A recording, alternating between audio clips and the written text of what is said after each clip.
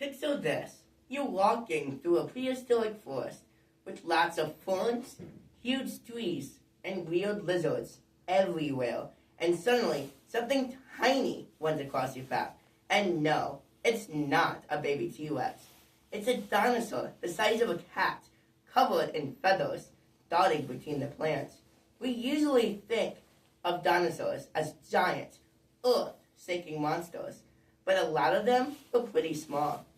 And some of the coolest, smartest, and fastest dinosaurs were the little ones.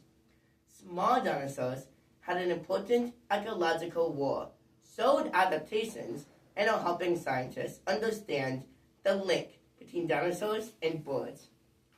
Small dinosaurs came in a surprising variety. A small dinosaur usually means under 2 meters long, but many were much tinier than that. Compsognathus, for example, was about the size of a chicken. Microraptor, one of the most famous little feathered dinosaurs, was around 3 feet long and probably weighed less than 2 pounds. According to Busat, Microraptor was about the size of a modern-day pigeon. And here's where Velociraptor comes in. Thanks to movies, we picture it as this huge person-sized monster, but the real Velociraptor was actually small. It was about the size of a turkey, or a large dog at most. It wasn't a giant, pack-hunting creature. It was a quick, lightweight predator with feathers and a wickedly curved foot claw.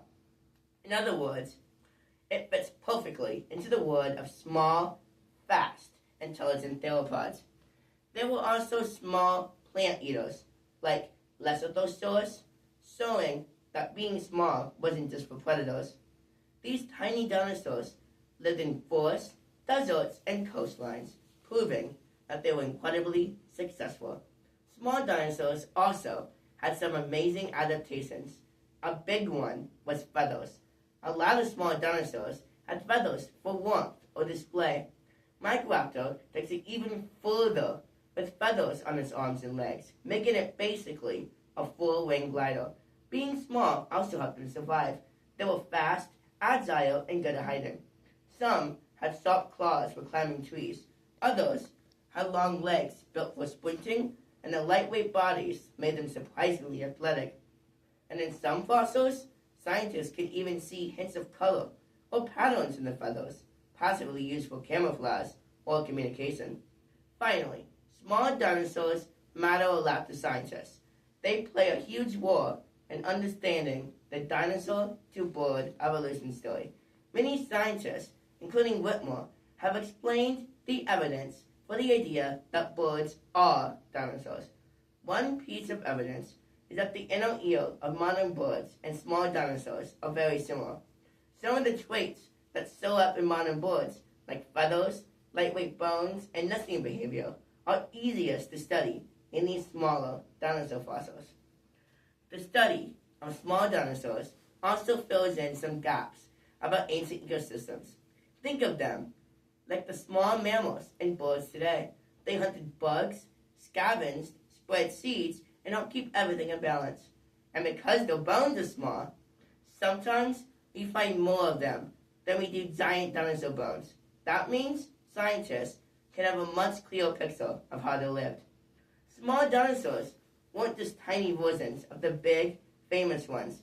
They were clever, fast, diverse, and important for understanding how dinosaurs lived and how birds eventually evolved. So next time you imagine dinosaurs, don't just picture the towering giants. Think of the little feathered ones, including the real Velociraptor, which was small, swift, and very bird-like, darting through the underbrush.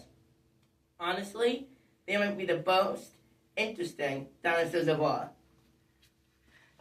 This is a Velociraptor. This is Compsognathus.